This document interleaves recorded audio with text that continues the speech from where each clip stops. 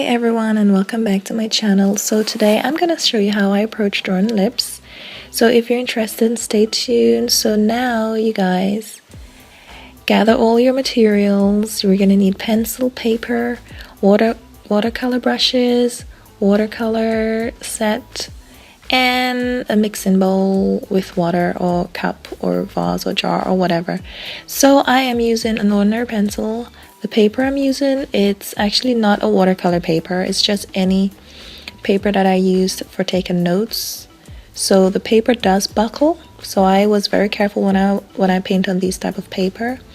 I'm using my De La Rowley brushes and Winsor Newton paint set that I bought like a couple of years ago. And here you see that I am swatching, I'm mixing up a plum color. So it's actually red and green that you see there. I have just swatched it for you guys. And for the upper lip, I'm actually making it a lot darker than the way I made the bottom lip. So my screen has cleared up, which is great. I'm never really sure why it's blurry. My camera gets blurry.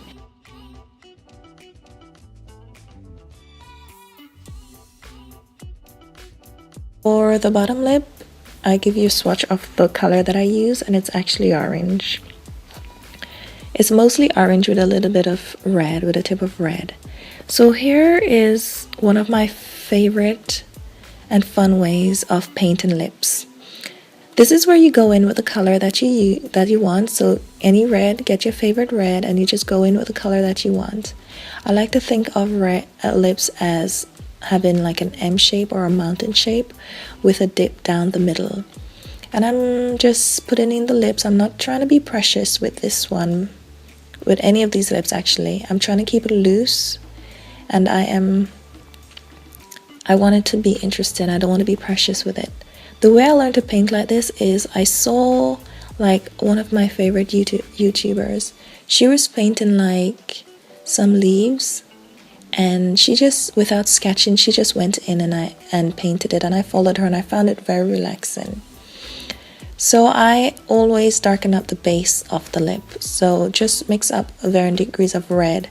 Here I am using Perm Rose. I'm not sure if you guys can see that, but the color of the red that I'm using for all these lips, it's called Perm Rose. I think it's not one of my favorite red, but it is not as pink as my other red that I like. I have a favorite red, but I think it was a little bit too light, so I used Perm Rose instead.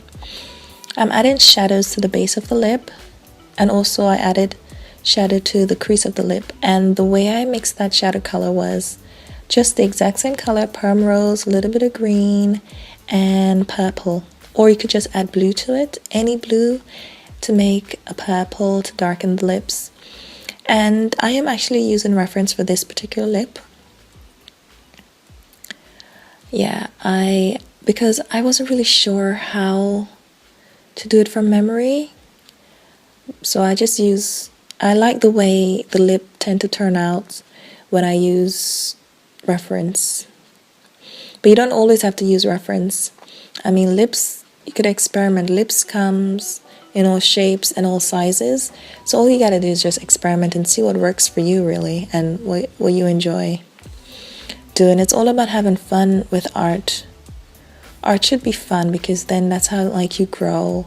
That's how you don't take your mistakes or where you are at the moment, your artwork is at the moment, too seriously, in the fact that too serious in the sense that it just discourages you or anything. I really like the way I made a blob there. I really like the way that these lips turned out actually. I'm darkening up the edges of the lip because I actually never noticed this. One of my art teachers, he pointed it out to me. Actually, no, he came over and I was doing a portrait, and he just took my paintbrush and dabbed the corner of the lips. And I was like, wow, that looks better. I just always go for what looks aesthetically pleasing, what looks pleasing. I'm trying to get the shape of the lip as I apply the watercolor. So I am keeping in mind that the lips are curved. They're not flat, they're curved. So it depends on the type of results you want. If you want a more realistic lips, of course it will take a long time to achieve. But if you're going for something in the middle ground, which is what I was going for, then it might not take that long. If you're going for like stylized type work, then yeah, it might not take that long. So for this bottom lip, I am trying to darken it up a little bit. I'm trying to use a darker color for the skin surrounding the lips. So here I'm mixing up burnt sienna. So those are the swatch, and I've added blue to it, French ultramarine blue, to make two different values. There's French ultramarine blue that I swatched there, but you could use any blue added to burnt sienna will darken it, and the purpley swatch underneath that is what it is. So what that is. So yeah, I love burnt sienna. Is one of my favorite color when it comes to painting people with darker skin tone. Or you could just add, you could just mix up the primary colors and you get black. So you can make your own black using watercolor or using any paint. You just need to know how to mix. Friends, I'm looking at the ladies' lips. They're actually quite pink. I don't think I had the time to Google a dark person's lip and the different shades and values that are in there, but it doesn't really matter. I really like the way this lip came out as well, and I really enjoyed doing it, and that's what I'm going for. That's the most important thing, I think, for me. So I'm adding a little bit of that burnt sienna and French ultramarine blue to the base of the lip. I just want to darken it up. So if you're ever doing like painting and you don't know how to darken up a color, you could use the color on the opposite side of the color wheel, or you could use some earth colors, earth tones. So when I went to like this watercolor mixing, not watercolor, when I went to paint mixing course, they were like saying, don't mix your colors together. Don't mix all the colors together because it creates mud, a muddy color. You muddy up your colors. But I realized that I've learned that it is not all the time muddy colors will look awful in your work. Brown colors. I mean, you can have a warm brown or a cold brown. So I have added brown to the base of the lip on this first picture here that I'm working on. And you can see that it doesn't actually look bad. It depends, muddy color depends on what's next to them. And it depends on how much you use and how dark or how light they are. I don't really think they're bad. Yeah, most teachers, they don't like to see muddy colors. I think if you're doing a lip and the whole lip looks really muddy, then yeah, I think there's a problem there.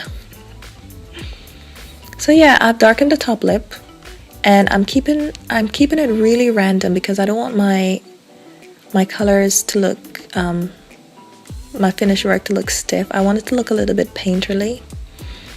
I think I studied an artist's work. I can't remember his name. He uses like beautiful brush stroke. So I'm just trying to keep that in mind when I'm doing like these lips. As most of you may have known, I'm actually charting my progress with art this year. So I am trying to upload a bit more regularly because I want to see how much I improve by the end of the year.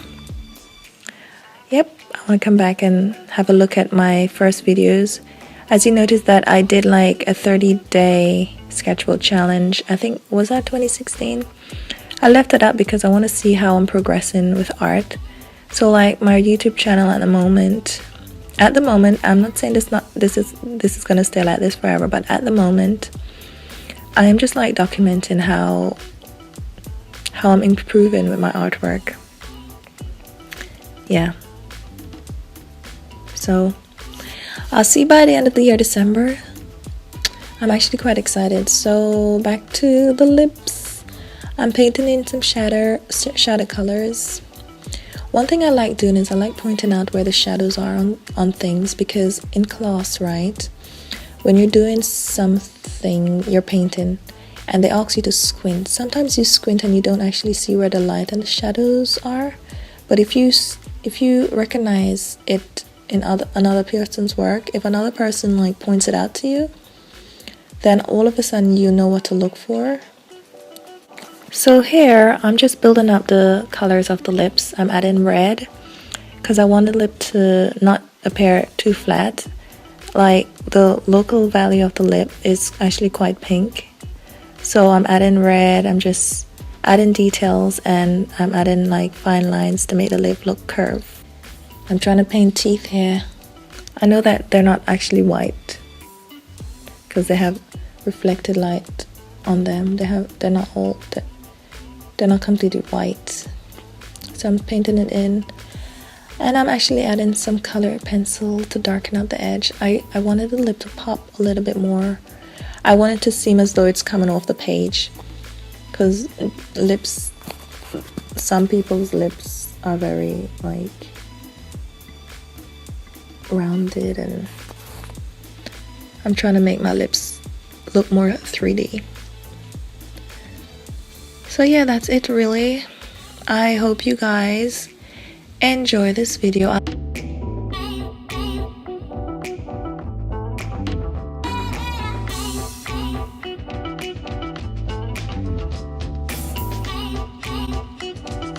See you next time. Bye.